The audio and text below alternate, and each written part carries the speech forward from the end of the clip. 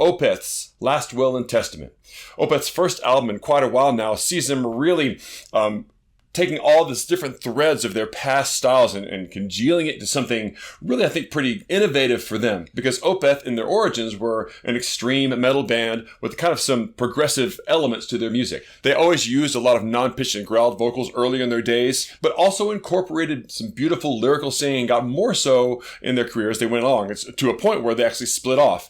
In the mid-aughts, they had an album called Damnation, which is all just clean, nearly acoustic pieces, and then its companion, Damnation, was a very, very heavy album. Then about 10 years ago, they got rid of the non-pitched vocals altogether and started singing very clean and really committed to a fully progressive rock style. And many of the people that loved Opeth in the early days really missed those growled vocals and sometimes even felt like perhaps the band had sold out, even though they were really pushing the boundaries of their own musicianship very far. Last Will and Testament is in some ways maybe the most progressive thing they ever done because it's a concept album, and I'll actually even argue that it might be a rock opera.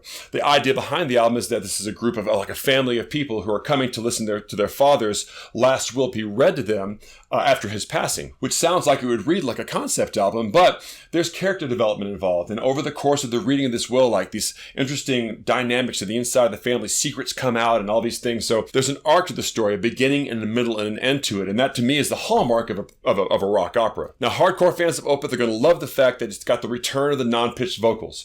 Michael Ockerfeldt, lead singer and primary songwriter for the group, brings back the growled vocals that was sort of distinctive of the band early in their career, but also folds them into his more progressive rock singing in their more recent work, I think, in a very effective way, and uses this to sort of emphasize sort of the more dark aspects of the story. And this is, for me, whenever you have non-pitched vocals, this is how you use them. I don't like them necessarily always when you use them exclusively. There's always got to be some other aspect of the music that also can gather the attention to give it contrast. And Opeth is great about contrast. They have it all over this album. Deep, heavy, dark riffs, blast beats, beautiful melodic singing.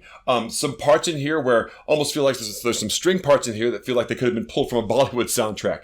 And flute solos from Ian Anderson of Jethro Tull fame. So a very broad timbral concept that they bring to this album, and amazing, amazing music. Songwriting is kind of hard to talk about on this album because Michael Ockerfeldt's taking a very experimental approach to songwriting. Not so much about verse, chorus, verse on this, but more linear songwriting where, you have one idea, it mutates into another, Michael Ockerfeldt said in an interview that he's trying to capture the attention of the TikTok generation, where if you don't like one thing, just stick around, something else will come up. And this album kind of has that, but it doesn't come off as incoherent, I think, as that description sort of suggests. It really has a logic to it, and I think musically it makes a great deal of sense. It's very expressive, and it's got a concept I think that you can continue to dig into after repeated listens.